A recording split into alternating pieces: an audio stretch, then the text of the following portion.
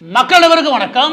தமிழகத்தில் கூடிய அமைச்சர்கள்ல யார் சாத்தான்னு சொல்லலாம்னா அது சேகர் பாபு இருக்கார் இல்லையா, அமைச்சர் சேகர் பாபு, இந்து அறநிலைத்துறை அமைச்சர் சேகர் பாபு இருக்கார் இல்லையா, அவரை சாத்தான் உறுதியாக சொல்ல முடியும்.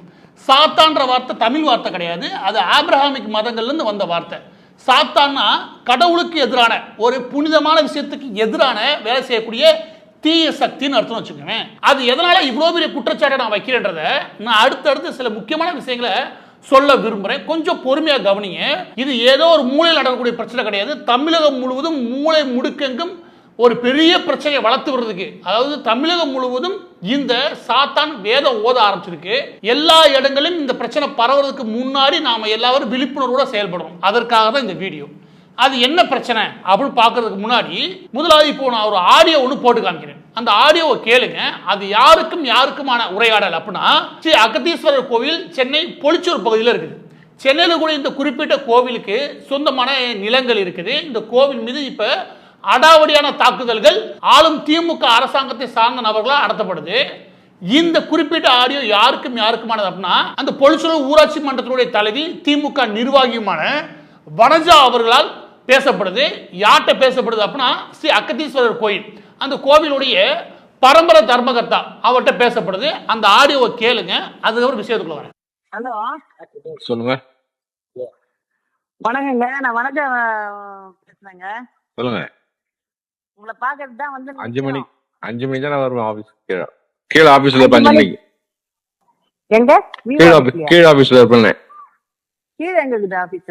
இன்னைக்கு நான் இதெல்லாம் முடிவு எடுத்து ஆகணும். ஏன்னா சேகர் பாபு வந்து எங்களுக்கு இன்ஸ்ட்ரக்ஷன் கொடுத்துருக்காரு. அத நான் சொல்லாம உங்ககிட்ட வந்து நாங்க பார்க்க வந்திருக்கிறோம், யாருக்கும் சொல்ல வேணான்ட்டு.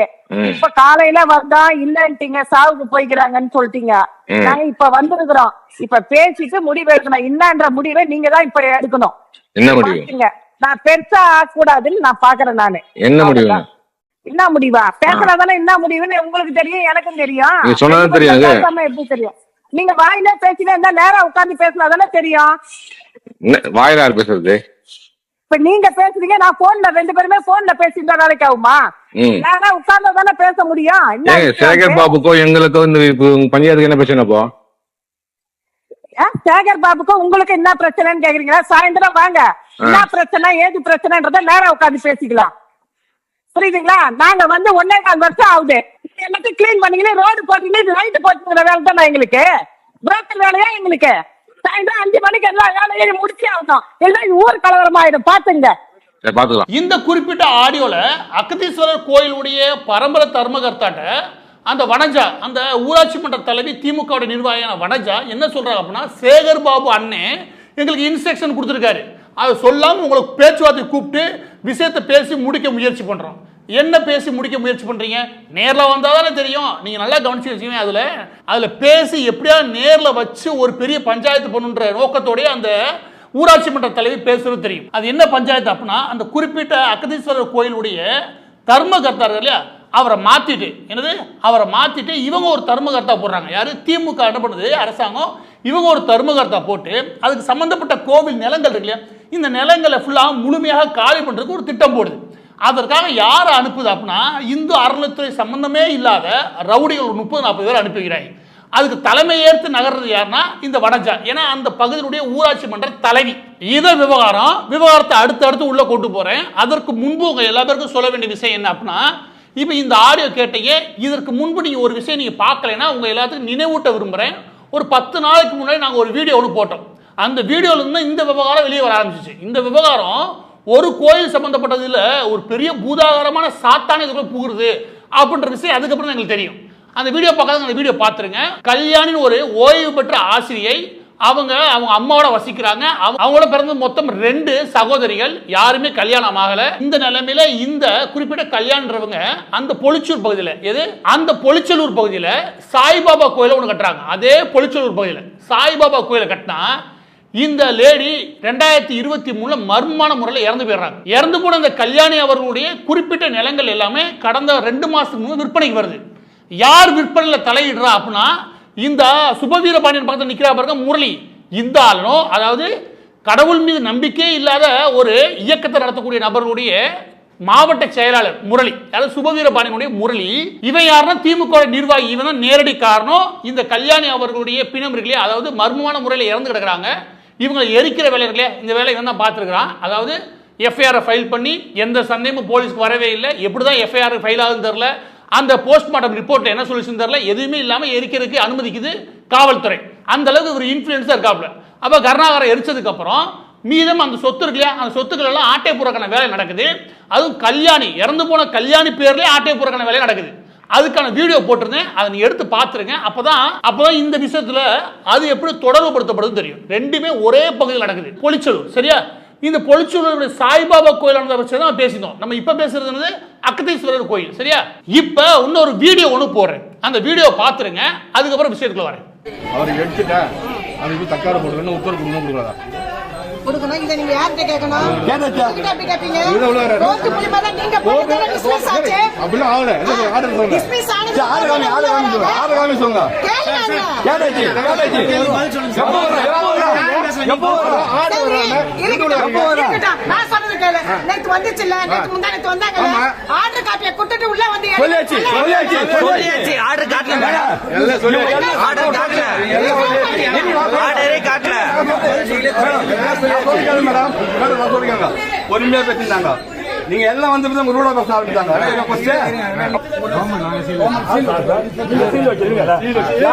உத்தரவு கொடுத்தது என்ன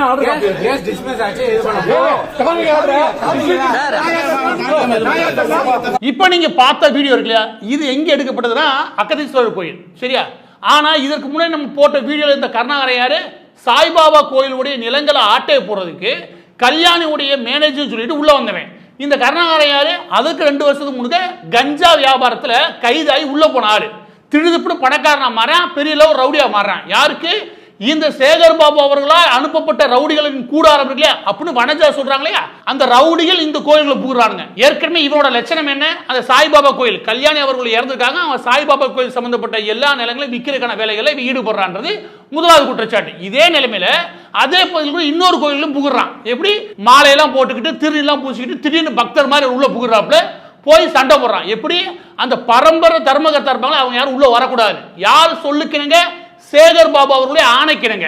என்னன்னு சொல்றானுங்க, இந்த கோயிலுக்கு புதிய ட்ரஸ்டி ஒன்று போட்டாரு. யாரு? இந்த ஆளை பார்த்தா ட்ரஸ்டி பேர் தெரியுது. இந்த ஆள் அதற்கு முன்னுக்கு 2 வருஷம் முன்னுக்கு கஞ்சா வழக்க கைதானவன். அந்த எல்லா எவிடன்ஸும் போனத சொல்லியிருக்கேன். இப்ப ஒரு விஷயம் நல்லா தெரியுது, அதாவது அந்த பகுதியில் கூட சின்ன சின்ன கோவில்கள் இருக்கு இல்லையா, இந்த கோவில் சம்பந்தப்பட்ட விஷயங்கள்ல திமுக தீவிரமாக தலையிடுது. அதுல இருக்க நிலங்கள்லாம் தன்வசப்படுத்துறதுக்கான முயற்சியில் ஈடுபடுறாங்க. அதுக்கு போதிய அளவுக்கு ரவுடிகள் பலத்தை உள்ள இறக்கிருக்காங்க. நீ உண்மையில நேர்மையான என்ன பண்ணிருப்ப, அங்கே காவல்துறை இறக்கி சட்டப்படி நடவடிக்கையில் ஈடுபட்ட நியாயமானது. ஆனா அது சட்டப்படி எடுக்க முடியாதனால ரவுடிகளை உள்ள அனுப்புறாங்க. இந்த ஒட்டுமொத்த விவகாரம் சார்ந்த எல்லா வீடியோலையும் கருணாகரன் ஏதாவது ஒரு இடத்துல நின்று மறைச்சு அந்த கோயிலை மறைச்சு அங்க எல்லா ரவுடிகளையும் கூட்டி வந்து நிப்பாட்டிருக்காங்க. ஆனா எல்லாரும் நல்லா பார்த்து வச்சுக்கவே திட்டமிட்டு திருநீர் பூசிட்டு வந்திருப்பாங்க. அது பார்த்தாலே தெரியும் டிராமா பண்றாங்க. எல்லாரும் திருநீர் பூசிட்டு வந்து அங்க நின்று ஒரு மாலையெல்லாம் போட்டு வந்து ஒரு பிரச்சனை பண்றாங்க. அதாவது ரவுடிகள் பிரச்சனை பண்ண மாதிரி இருக்கக்கூடாது இல்லையா, அங்க போய் பக்தர்கள் பிரச்சனை பண்ண மாதிரி இருக்கணும் அப்படின்னு சொல்லிட்டு உள்ள வந்திருக்கானுங்க. யாரும் உள்ள விட மாட்டானுங்க, பரம்பரை அந்த கோவிலுக்கு சொந்தக்காரங்களே உள்ள விடல. நீங்க யாரான்னு கேட்டா சேகர் பாபு அனுப்பின ஆளுங்க நிக்கிறாங்க. அப்ப இந்து அறநிலையத்துறை என்ற பேர்ல சேகர் பாபு தனியா ஒரு ரவுடி ராஜ்யத்தை நடத்துறாரா? எல்லா கோவில் நிலங்களையும் இதன் மூலமாக அதன் சம்பந்தப்பட்ட நபர்களை வெளியே அனுப்பிட்டு வேற என்ன வேலை பார்க்க விரும்புறார் சேகர் பாபு அவர்கள்? இந்த கேள்வி வருது இல்லையா? இன்னும் கொஞ்ச நேரத்தில் அதை தெளிவுபடுத்துறேன். இப்ப அதுக்கு முன்பு இந்த அக்கதீஸ்வரர் கோயில் இருக்கு இல்லையா, இதுல சட்டப்படி நடவடிக்கைகள்ல 3 விஷயங்கள் நம்ம பார்க்க முடியுது. அதாவது ஒருவேளை கோவில் இந்து அறநிலையத்துறைக்கு கீழே இருக்கிறதுனால ஒட்டுமொத்த கட்டுப்பாடே அவங்க எடுக்கலாம். அங்கே ஏதாவது அந்த குறிப்பிட்ட கோவில் சம்பந்தப்பட்ட பிரச்சனை இருக்கலாம் அப்படின்னா அன்னைக்கு அப்படி ஒரு பிரச்சனை நடக்குதுல, 2 பேரும் புகார் அளிக்கிறாங்க. 2 பேருமே புகார் அளிக்கிறாங்க. என்ன உள்ள விடல, உள்ள விடாததுக்கு இந்த 30 பேர் 40 பேர் இருக்கான் ரவுடி. இவன் யாரு? ஃபர்ஸ்ட் வந்து திரையை கிழிக்கிறான், எல்லா சிசிடிவி கேமராவே அகற்றுறான், இல்லாத அட்டூழியங்கள்லாம் பண்றானுங்க. இவனுங்க யாருங்க? உள்ள இந்த புகாரை காவல்துறை எடுத்துக்கவே இல்லை. எப்படி? இந்த புகாரை காவல்துறை எடுத்துக்கவே இல்லை. ஆனா இந்த ரவுடிகள் கொடுத்தாங்க புகார், அந்த புகாரை எடுத்து எஃப்ஐஆர் ஃபைல் பண்றானுங்க. அப்ப இதுலயே சேகர் பாபு அவர்களுடைய இன்ஃப்ளூயன்ஸ் என்ன தெரியுதா? சென்னை முழுவதும் எல்லா காவல் நிலையங்களிலுமே சென்னை மேயர் பிரியாவுக்கு இன்ஃப்ளூயன்ஸ் கிடையாது. அது சும்மா லெஃப்ட்ல ரைட்ல நடந்து வரதுக்கு மட்டும்தான். அங்க எல்லா இடங்களிலும் சேகர் பாபு தான் பெரிய அளவு ரவுடித்தனம் பண்றாருன்னு வச்சுக்கோங்க. இந்த புகாருக்கு இரு தரப்புலையும் கூப்பிட்டு நீங்க பேசி 2 பேரும் எஃப்ஐஆர் பண்ணி ஃபைல் பண்ணா கூட பரவாயில்ல. ஆனா எப்படி ரவுடிகள் எப்படி உள்ள புகுந்தீங்க, உங்களுக்கு என்னடா உரிமை இருக்கு அப்படின்னு கேட்க வேண்டிய காவல்துறை அப்படி கேட்கவே இல்லை. பரம்பரை அந்த கோவிலுடைய உரிமையாளர் இருப்பாங்களே அவங்க மீது எஃப்ஐஆர். எப்படி? மிக முக்கியமான விஷயம் என்னன்னா, இந்த கோவில் சம்பந்தப்பட்ட நிர்வாக பொறுப்புகள் இருக்குல்ல, இது சம்பந்தமான வழக்கும் இருக்கு. இந்த நிலைமையில எப்படி நீங்க ரவுடி அனுப்ப முடியுது? வடஞ்சா கூப்பிட்டு எப்படி பஞ்சாயத்து பண்ண முடியுது? இது எல்லாம் சேகர்பாபு ஆணைக்கிறங்க எப்படி நகர முடியுது? இதுல சேகர்பாபு அனுப்புன ரவுடிக்கு ஆதரவாக எப்படி காவல்துறை வருது? இப்ப இன்னொரு எவிடன்ஸா இதை நீங்க பாத்துருங்க, ஒரு வீடியோவை. அதை பார்த்தாதான் புரியும். அது என்ன அப்படின்னா,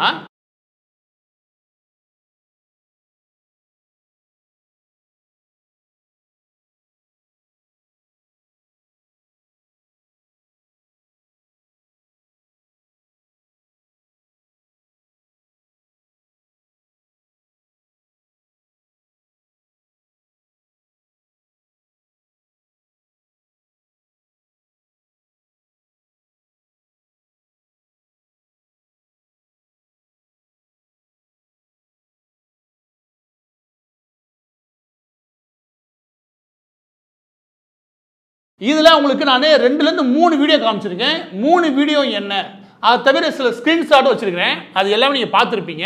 பார்க்கலன்னா திரும்ப ஒரு வைக்கிறேன். அது என்ன அப்படின்னா, அந்த கோவிலை சுற்றி இருக்கக்கூடிய அந்த கோவிலுக்குள்ள இருக்கக்கூடிய எல்லா சிசிடிவியும் கலட்டுறான். இந்த சிசிடிவி இருக்குல்ல, அந்த கேமராவை கலட்ட வேண்டிய தேவை என்ன இருக்கு? எவன் கலட்டுவேன்? திருட வரவன் கலட்டுவேன். தன்னோட முகம் பதிவாயிடக்கூடாது. இவன் எது கட்டிட்டு இருக்காங்க? அதாவது 30-35 ரவுடியை கூட்டி வந்து அதுல 2 பேரை கரெக்டா அந்த ஏணியெல்லாம் கூட்டு வந்து எல்லா சிசிடிவி கேமராவையும் கலட்ட வேண்டிய அவசியம் எங்க இருந்து வருது இவங்களுக்கு? அப்ப நீ ஏதோ தப்பு பண்ற, அதை மூடி மறைக்கிறதுக்காக கரெக்டா இல்லையா? அப்ப சேகர்பாபு பேரை சொல்லிட்டு கோயிலுக்குள்ள நுழைய அந்த கருணாகரன் கும்பல் எல்லாருமே ரவுடிகள் தான். அந்த ரவுடிகள் தங்களுடைய மோங்கல்ல ரிஜிஸ்டர் ஆகக்கூடாதுக்காக எல்லா சிசிடிவியும் கட்டிட்டானுங்க. கடைசியா கலட்டாங்க. அந்த டிஸ்க்ல இருந்து எடுக்கப்பட்ட வீடியோ தான் அது. அதுக்கப்புறம் என்னென்ன பண்ணானுங்க, என்னென்ன அட்டுழியம் பண்ணானுங்கன்னு வச்சுக்கோங்க, அதெல்லாம் வார்த்தையில சொல்ல முடியும், எவிடன்ஸ் இருக்காது. அதுக்காக அவங்க சிசிடிவி முழுசா காட்டினவங்க. இப்ப பதிவோட மிக முக்கியமான பகுதிக்கு வந்திருக்கும். அது என்ன அப்படின்னா, நான் முதலாவது சொன்னேன், தமிழகத்துடைய மூளை முடுக்கெங்கும் இதனுடைய பெரிய பிரச்சனை நாளுக்கு நாள் வளரும், இந்த சாத்தான் உள்ள புகுந்திருக்கு அப்படின்னு.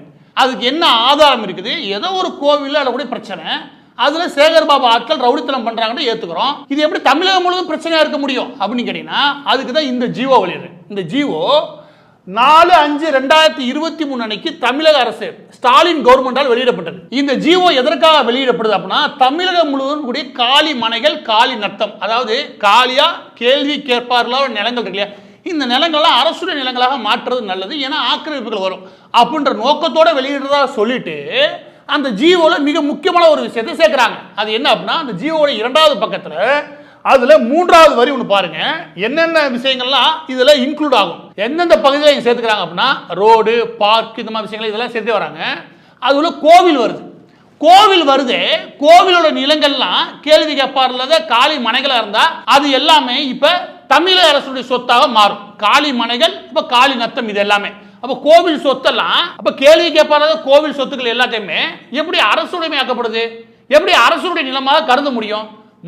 ஒரு கிராமத்துக்கு சொந்தமான நிலங்கள் இருக்கு இல்லையா, அந்த கிராமத்துக்கு சொந்தமான நிலங்கள், காலி மனைகளே அந்தந்த கிராமத்துக்கு தான் சொந்தம், அரசுக்கு சொந்தம் கிடையாது. இந்த ஜியோ எந்த வேகத்தில் இந்த ஸ்டாலின் கவர்மெண்ட் போட்டுச்சுன்னு அடுத்து வரேன். அதுக்கே வாய்ப்பு இல்லை. ஒரு கிராமத்துக்கு ஒரு குறிப்பிட்ட ஒரு கிராமம் இருக்குன்னு வச்சுங்க, அந்த கிராமத்துக்கு சொந்தமான நிலம்ன்றது அந்த கிராமத்துக்கு தான் சொந்தம், தமிழக அரசு சொந்தம் கிடையாது. இதை போல தெளிவாக வச்சுக்கணும். அதே இடத்துல எப்படி ஒரு கோவில் பரம்பரையா ஒரு கோவிலுக்கு அவங்களுடைய பரம்பரை எழுதி வச்ச ஒரு சொத்தை திருட அரசாங்கத்துடைய சொத்து அது காலி மனைன்னு சொல்லிட்டு எடுத்துக்க முடியும்? இதுக்கு வாய்ப்பே கிடையாது, சட்டம் அனுமதிக்கு போற கிடையாது. ஆனால் இந்த ஜியோ அமல்படுத்துறாங்க. இந்த ஜியோ ஏன் அமல்படுத்த துடிக்குது அப்படின்னா, சென்னையில் மட்டும் நீங்க எடுத்துக்கிட்டீங்கன்னா இந்த மாதிரி குட்டி குட்டி கோவில் இருக்கு இல்லையா, சென்னை கிடையாது, தமிழகம் முழு எடுத்துக்கோங்களேன். சித்தர்கள் வாழ்ந்தாங்க, முருகனுக்கு நான் கோவில் கட்டுறேன், ஏன்னா என்னுடைய பரம்பரை நான் முருகன் மீது மிக பற்றோட இருக்கேன். ஆனால் ஒரு சின்ன கோவில் கட்டி என்னுடைய தாத்தாவுக்கு தாத்தாவோ ஒரு 10 ஏக்கர் அதுக்கு எழுதி வச்சிருக்காரு, ஏன்னா அதனுடைய வருமானத்தில் அந்த கோவில் ரன் ஆகணும். இப்படி குட்டி குட்டி கோவிலா இருக்கு இல்லையா, இந்த குட்டி குட்டி கோவிலை தான் இவங்க எய்ம் பண்றாங்க. இதன் மூலம் எய்ம் பண்றது மூலமா அந்த பகுதியில் கூட அந்த குறிப்பிட்ட குடும்பத்தை விரட்டி விட்டுட்டு அந்த சொத்து இருக்கு பாருங்க, அந்த சொத்தை முதல் தரம் என்ன பண்ண முடியும், தமிழக அரசுக்கு உடைமையானது அப்படின்னு சொல்லி ஏறக்குறைய அந்த கோவிலை முடிவு கொண்டு வரலாம். இதுல விசேஷம் என்ன அப்படின்னா, இப்ப சென்னை மாதிரி இடங்கள் இருக்கு இல்லையா, இப்ப பொலிச்சலூர் போன்ற சென்னை மாதிரி பகுதிகள் இருக்கக்கூடிய இந்த குட்டி கோவிலுக்கு சொந்தமான சொத்து இருக்கு இல்லையா, இந்த சொத்துக்களை கைப்பற்றுறது மூலமா என்ன நடக்கும் அப்படின்னா, இதற்கு முன்பு நீங்க என்ன செய்ய முடியாது அப்படின்னா, அந்த இடங்கள் இருக்குல்ல அதை வீட்டு மனைகளாக மாற்றி அதுல ஒரே ஒரு வீடு கட்டிக்க முடியும். ஏன்னா அதோட உரிமையாளர்கள் இல்லாட்டி அதனுடைய பரம்பரை அதை பார்த்துக்கிறவங்களே அதன் பேர்ல அந்த இடத்துல ஒரு வீடு கட்டலாம். ஆனால் அப்பார்ட்மெண்ட் கட்ட முடியாது, அதாவது கமர்ஷியலா நீங்க ஒரு பெரிய பில்டிங்கை உருவாக்க முடியாது. பெரிய பெரிய அபார்ட்மெண்ட் கட்ட முடியாது. இப்போ இவங்க கொண்டு வந்து இந்த ஜீவோ மூலம் என்ன நடக்க முடியும் அப்படின்னா, இந்த நிலங்கள் இருக்குல்ல, முதலாவது இந்த நிலத்துக்கு உரிமையான பரம்பரையாளர்கள் அவங்கள பத்தி விட்டுட்டு அந்த நிலத்தை அரசுரிமை ஆக்கிட்டு பின்னாடி இவங்க என்ன சட்டம் கொண்டு வராங்க அப்படின்னா, ஆல்ரெடி கொண்டு வந்திருக்காங்க. என்ன அப்படின்னா, நகரமயமாக்கல்ல இந்த சென்னை பெருசாக்கிட்டே போகுது, கோயம்புத்தூர் பெருசாக்கிட்டே போகுது இப்படின்னு சொல்லி அந்த இடம் அரசுடைய இடம் இல்லையா, அதை நாங்கள் தனியாருக்கு விற்பனை செய்யணும். அது முக்கியமாக ரியல் எஸ்டேட் காரனுக்கு. அது யார்கிட்ட போகும்? வேற யார்ட்ட கிடையாது. ஜி ஸ்கொயர் மாதிரி நிறுவனம் கொடுத்தோம்னா அவன் அபார்ட்மெண்ட் கட்டி விற்க போறேன். அப்போ ஒரு ஜியோ போட்டு சட்ட ரீதியாகவே ஒரு நிலத்தை இவங்க அபகரிக்கிறது எப்படின்றதுக்கு இந்த ஜியோ கொண்டு வந்திருக்காங்க. அதனால அவசர கதையா இந்த ஜியோ வந்துச்சு. கேட்டா இந்த ஜியோவை காட்டி தான் அங்க சண்டை நடந்துட்டு இருக்கு. எங்க அக்கதீஸ்வரர் கோவில் போன்ற கோவில்கள்ல என்ன சண்டை நடக்குது?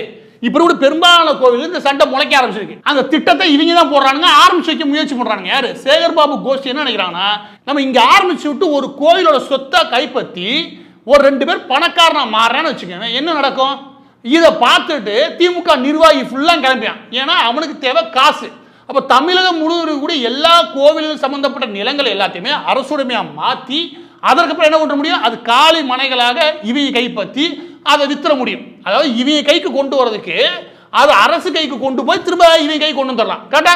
இதுதான் இவங்க போட்டிருக்க தில்லால கட்டி வேலை. இப்ப இப்படி ஒரு ஜீவோ போட்டிருக்காங்களே, இந்த ஜீவோவை எதிர்த்து ஏன் யாருமே போகல அப்படின்னா, இதை எதிர்த்து ஒரு புண்ணியவன் போயிருக்காரு. அவர் போய் அந்த ஜீவோவை ஏறக்குறைய நிறுத்தி வச்சிட்டாங்க. இந்த ஜீவோவை நீங்க அமல்படுத்தாதீங்க. ஏன் அப்படின்னா, இங்கே கோவிலுடைய நிலங்கள் எல்லாம் அரசுடைய நிலங்களாக கருத முடியாது. இதை மேற்கொண்டு பரிசீலனை செய்ய வேண்டியிருக்கு. எனவே கோர்ட் என்ன பண்ணிட்டாங்க, 4/5/2023 வெளியிடப்பட்ட ஜீவோவுக்கு எதிராக கோர்ட் என்ன பண்றாங்க, தடை உத்தரவு பிறப்பிக்கிறாங்க. தடை உத்தரவு அடுத்த 3 மாதத்துக்கு அப்புறம் பிறப்பிக்கிறாங்க. சரியா? எனவே இந்த ஜீவோவை நடைமுறைக்கு கொண்டு வர முடியாது. ஆனா இந்த ஜீவோவை வச்சுக்கிட்டு தான் இந்த கோவில்களை இப்ப சேகர் பாபுவோட அடியாட்களை அவங்க முயற்சி பண்றாங்க. எப்படி? நாங்க புதிதாக ஒரு தர்மகர்த்தாவை நியமிச்சிட்டோம், அவங்களுக்கு தான் அது சொந்தம், அப்படி இப்படின்னு ஆட்டத்தை போட்டு இருக்காங்க. ஆக பதிவோட இறுதியாக உங்களுக்கு சொல்ல வேண்டிய விஷயம் என்ன அப்படின்னா, இந்த பொலிச்சூர் பகுதியில் கருணாகரன்ற ஒரு ரவுடியை வச்சுக்கிட்டு திமுக வச்சுக்கிட்டு 2 கோவில்களில் பிரச்சனை பண்றானுங்க. ஒரு கோவிலுக்கான சொத்தெல்லாம் வித்துட்டானுங்க. அந்த அம்மா எப்படி இறந்து போனான்னு விசாரணை எவனும் சொல்லவே இல்லை. அந்த குடும்பமே ஒரு சாய்பாபா கோயிலை கட்டி தன்னோட சொத்து ஃபுல்லாமே திருப்பதி தேவஸ்தானத்துக்கு போகணும். ஏன்னா அவங்க யாருமே கல்யாணம் ஆகாதவங்க எழுதி வச்சா அது குறுக்கு வெள்ள கைப்பற்றிருக்கு இவங்க உள்ள உழைச்சிட்டாங்க. 2வது அக்கதீஸ்வரர் கோயிலும் ஒரே பகுதியில், அதே பகுதியில் இன்னொரு கோயிலும் நுழையிறாங்க. அதுக்கு ஜியோ கை காட்டுறாங்க. இப்ப இந்த பிரச்சனை இங்க மட்டும் ஆரம்பிச்சு நினைக்கிறீங்க? இவங்க ஆரம்பிச்சக்கூடிய இந்த பிரச்சனை இவங்களோட பிரச்சனை மட்டும் கிடையாது. இது எல்லா கோயிலுக்குமான பிரச்சனையா மாறும். இதுல இவங்க போடுற திட்டம் என்ன அப்படின்னா, சும்மா 40,000 கோயிலுக்கு மேல அரசு கையில் இருக்குது. சும்மா 50,000க்கு மேற்பட்ட கோவில் குட்டி குட்டி கோயிலா அங்கங்க இருக்குது. சித்தர்கள் கோயில், அந்த கோயில், இந்த கோயில், பரம்பரை கோயில்களா. இந்த எல்லாத்துலயும் ஒரு 5 ஏக்கர்ல 10 ஏக்கர், 10 ஏக்கர்ல 20 ஏக்கர் இருக்குது. இதை ஒட்டுமொத்தமா கபலீகரம் பண்றதுக்கு இப்ப என்ன ஆகும், எல்லாருக்கும் துணிச்சல் வர ஆரம்பிக்கும். அந்த துணிச்சலை கொடுக்கறது எது? இந்த அரசாங்கமே ஒரு ஜியோவை உருவாக்கி அதுக்கான வேலையில இவங்களே ஈடுபட்டு இவங்களே அதுக்கு முன்மாதிரியாக அந்த வேலையை பார்த்து விடுறாங்க. யாரு? சேகர் பாபு அவர்களுடைய ரவுடிகள் இந்த வேலையை பார்த்து விட்டா, ஓ சேகர் பாபு அவர்களே பண்றாரு, நம்மள இறங்கி பண்ணுவோம் சொல்லிட்டு எல்லாரும் இறங்க வர ஆரம்பிட்டா, இது மூலம் என்ன ஆகும்னா, கோவில் நிலங்கள் மிக முக்கியமாக இந்த குட்டி குட்டி கோவில்கள் இருக்குல்ல, அதுலயும் மிக முக்கியமாக இவங்க பிரச்சனை பண்ணக்கூடிய கோயில எடுத்துட்டோம். அது எப்படின்னா பெரும் சமூகமா இல்லாம சின்ன சின்ன சமூகமா பார்த்து முதல் பிரச்சனையை ஆரம்பிங்க அப்படின்னு ஆரம்பிச்சாங்க. பெரும் சமூகன்றது அவங்களே பண்ணட்டும், சின்ன சின்ன சமூகத்தில் நம்மளே இறங்கி பிரச்சனை பண்ணலாம். இது இப்ப நீங்க அகதீஸ்வரர் கோயில் இருக்குல்ல, இது முதலியார் அவர்களுடையது, இது சண்முகவேல் முதலியார் அவர்களுடையது. எனவே அது ஒரு குட்டி சமூகம், அதுக்கு போய் பிரச்சனை பண்ணுவோம். எப்படி? சண்முகவேல் முதலியார் அவர்களுடையது. இது ராஜகோபால் ஐயங்கார் அவர்களுடைய மகள் கல்யாணம் அவர்களுடையது. எனவே இவங்களுக்கு பெரிய அளவு ஃபோர்ஸா சண்டை போட முடியாது. அப்ப அந்த மாதிரி கோயில்களா எடுத்து நாங்க விசாரிச்ச வரைக்கும் இவங்களோட திட்டமே அதான். தமிழகம் முழுவதும் சிஸ்டமேட்டிக்கா இதுல பெரிய அளவில் சிக்கல் வராத அளவுக்கு கேள்வி கேட்பார் இல்லாத எளிமையாக தாக்குதலுக்கு உள்ளாகக்கூடிய கோயில் இல்லையா, அதை மட்டும் தான் முதல்ல செலக்ட் பண்றானுங்க. அப்ப முழு விசாரணை நடத்தி முடிச்சிருக்கானுங்க. இதுக்கான போதுமான இன்டெலிஜென்ஸ் இருக்குது. எந்தெந்த கோவில்களை பறிக்க முடியும்ன்ற திட்டம் இவங்கள்ட்ட இருக்குது. அதுவும் மிக முக்கியமாக குட்டியா அந்த கோயில்கள் பிரச்சனை இருந்தால் மட்டும் போதும், இவங்க உள்ள புகுந்துருவாங்க. யாரு? இந்த சாத்தான்கள் உள்ள புகுறதுக்கு ஒரே ஒரு குட்டி பிரச்சனை உள்ள இருக்கணும். அதுக்காக உள்ள போறதுக்கு இவங்க தயாரா இருக்கானுங்க. அதுக்கு போதுமான சட்ட வரைவுகளை இவங்கள உருவாக்கிட்டாங்க. அங்கங்க பேராசை பிடிச்சிருக்கூடிய நம்மளுடைய அது திமுக நிர்வாகம் இருக்கால, அவனை உள்ள விட்டாலும் அழிச்சிட்டு போறேன், சொத்து போயிடுச்சுன்னா அந்தந்த கோயில்கள் அனாதையாக்கப்படும். முடிஞ்சா இல்லையா? இவங்களோட திட்டம் முன்பு ஒரு திட்டம் ஒன்று போட்டாங்க, அதையும் சேர்த்தே தான் நம்ம இதை பார்க்கணும். அது என்ன அப்படின்னா, முன்பு ஒரு திட்டம் சேகர் பாபு வேகமா அறிவிச்சாப்ல. அது என்னன்னா, நான் சுமார் 10,000 பேர் எடுக்க போறேன், இன்னொரு 4 காலேஜ் கட்ட போறேன், 5 முதியோர் இல்லம் நடத்த போறேன். எதுல? இந்து கோவிலுடைய சொத்து இல்லையா, அதனுடைய வருமானத்தை வச்சுக்கிட்டு அதுக்கு பட்ஜெட் 24,000 கோடி போட்டாப்ல. நம்ம கேட்ட கேள்வி என்ன அப்படின்னா, 24,000 கோடி எங்கே வருமானம் வருது அதை காட்டேன். அப்ப 24,000 கோடி நீ செலவு கணக்கு எழுதுறேன்னா அவர் சொத்தை வித்து தான் சாப்பிட போற, கரெக்டா இல்லையா?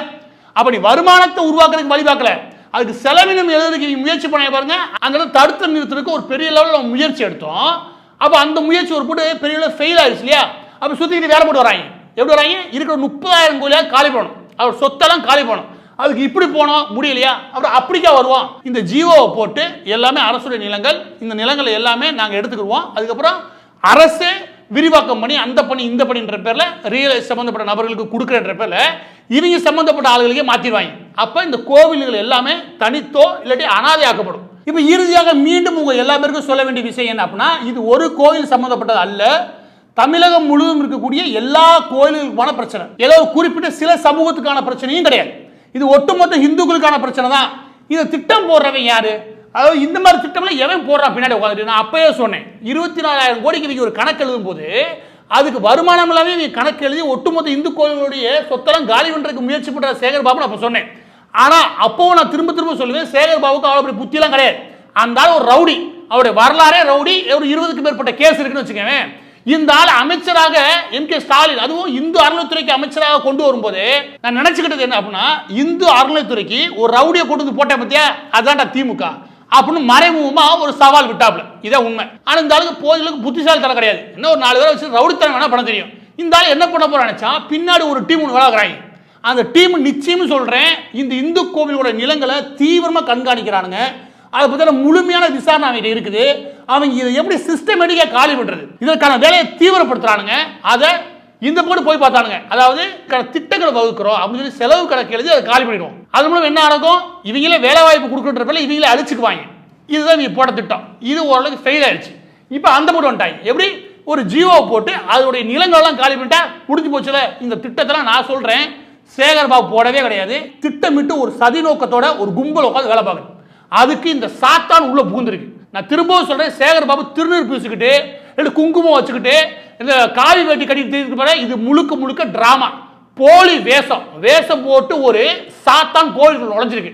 அந்த சாத்தான் இப்போ உட்காந்து வேதம் ஓதிக்கிட்டு இருக்குது. இதுல விழிப்புணர்வு ஏற்படுத்துறதுக்காக நம்ம போட முடியும், ஆனா விழிச்சிக்க வேண்டியது ஓம் பொறுப்பு. பதிவோட இறுதியாக 2 விஷயங்கள் சொல்லி முடிக்கிறேன். அது என்ன அப்படின்னா, 1970கள் ஆரம்பிச்சு பின்னாடி எப்பெல்லாம் திமுக ஆட்சி அதிகாரத்துக்கு வந்திருக்கோ அப்பெல்லாம் இந்த கோவில் சொத்துக்கள் இருக்கு இல்லையா, இதன் மீது ஒரு மிகப்பெரிய தாக்குதல் நடந்திருக்குது. ஒவ்வொரு முறையும் கோவில் சொத்துக்கள் இங்கே திருடப்பட்டிருக்குது, பெரிய லெவலில் கபலீகரம் செய்யப்பட்டிருக்கு. அது முக்கியமாக இந்து கோவில்கள் மட்டும். அந்த விஷயத்தில் கருணாநிதியை விட பல மடங்கு கீழ்த்தரமாக வேலை செய்யறது யாருன்னா ஸ்டாலின் தான். ஓப்பனாகவே சர்ச் ஆஃப் சவுத் இந்தியாட்ட போய் நான் உங்களுக்கான ஆட்சி எப்படி மத ரீதியாக எந்தவித பிளவு பார்க்க மாட்டேன்னு சொல்லிட்டு சர்ச் ஆஃப் சவுத் இந்தியா நடத்தக்கூடிய ஒரு கூட்டத்தில் இது கிறிஸ்தவர்களால் ஆன ஆட்சி அப்படின்னு சொன்னது யாரு? ஸ்டாலின். அந்த ஆளு தான் இனி உட்காந்து இவ்வளோ பெரிய ஜியோவை போட்டு தமிழகம் முழுவதும் இவ்வளோ பெரிய ஆபத்தான நிலைமைக்கு இந்த கோவில்களை தள்ளுறாப்ல. அந்த இடத்துல சர்ச்சோ இல்லாட்டி பள்ளிவாசலோ இல்லாட்டி சர்ச்சோ இல்லாட்டி மசூதிகளோ ஏன் பேர் வரவே இல்லை அந்த ஜியோல? இந்த கேள்வி கேட்கணுமா இல்லையா? இது நியாயமான கேள்வியா இல்லையா? அந்த புள்ளியிலிருந்து நான் கேட்க வேண்டிய கேள்வினா, இந்த குடும்பத்தை நீங்க எப்படி ஓட்டு போடுறீங்க? இந்த குடும்பத்தில் என்ன நீங்க நியாயம் குறைஞ்சபட்சம் எதிர்பார்க்க முடியும்? எவனா ஒருத்தர் இப்படி ஒரு ஜீவோ போடுவானா? சர்ச்சு இல்லாட்டி பள்ளிவாசல் மசூதிக்கு சொந்தமான இடங்கள் எல்லாம் காலி மனைகள் எல்லாம் அரசாங்கத்துடையது கிடையாது. ஆனா கோவிலோட நிலங்கள் எல்லாமே காலி மனைகள் எல்லாமே அரசாங்கத்துடையது. இந்த மாதிரி ஒரு ஜீவோ எவனால போட முடியுமா? உங்க மனசாட்சியத்தோடு சொல்லுங்க. இந்த கல்யாணின்ற ஒரு அம்மா சாய்பாபா கோவிலை கட்டின ஒரே ஒரு பாவத்துக்காக, தனக்கு யாரும் இல்லாத ஒரே ஒரு பாவத்துக்காக இந்த சமூகத்துல கேள்வி கேட்பார்லாம இறந்து போயிருக்காங்க. இறந்து போன 1 வருஷத்துல அவங்களுடைய கோவில் நிலங்களெல்லாம் விற்கிறதுக்கு திமுக காரன் முயற்சி பண்றானா, இந்த சமூகத்துல கேள்வி கேட்பார்லன்னா என்னவா நடக்கலாம்? அப்படியா? அதுவும் கோவில் கட்டின ஒரே பாவத்துக்காக. அவன் செஞ்ச பாவம் ஒண்ணு கோவில் கட்டுறது. அப்படியா? இறுதியாக 2வது விஷயம் என்ன அப்படின்னா, இது சம்பந்தப்பட்ட ஆவணங்கள் எல்லாத்தையும் தர தயார். இதுல எங்களால என்ன முடியுமோ அந்த சண்டையை தான் எங்களால போட முடியும். ஒரு சட்ட ரீதியாவா சண்டை போடலாம், இன்னும் ரவுடிகளோடைய சண்டை போடலாம், இந்த மாதிரி விஷயங்கள் எடுத்து போட்டால் சண்டை போடலாம். ஒரு கை பார்த்துடலாம்னு திமுக நிற்க முடியும். ஆனா நீங்க எல்லா பேரும் சேர்ந்தா மட்டும்தான் இந்த பிரச்சனை தீர்வு காண முடியும். எனவே ஒவ்வொரு ஆளும் அவங்க மட்டத்தில் உங்களுக்கான முயற்சிகளில் ஈடுபடுங்க. நீங்க வெளிநாடுகள் இருங்க, இல்ல வெளி மாநிலங்கள் இருங்க, ஆனா இங்க நடக்கக்கூடிய திமுகவால் நடத்தக்கூடிய இவ்வளவு பெரிய தாக்குதல் இருக்கு இல்லையா, அது என்னன்னு புரிஞ்சுக்கோங்க. அந்த விஷயத்துக்கு நம்ம எப்படியா செயலாக்கம் பண்ணணும்? நீங்க ஒவ்வொரு தனித்தனியா யோசிங்க, எல்லாம் சேர்ந்து கூட விளையாடணும். தனித்தனியா யோசிச்சு ஒரு கல்லை தூக்கி போட்டா போதும். உங்க சக்திக்கு எவ்வளவு நகர்த்த முடியுமோ நகர்த்துக்கு. இந்த சமூகத்துல ஏதாவது அப்படி ஏதாவது ஆளாளுக்கு நகர்த்தினு வச்சுக்கவே, நான் சொல்றேன், இங்க ஒரு மிகப்பெரிய சுனாமியவே உருவாக்க முடியும் இந்த கும்பலுக்கு எதிராக.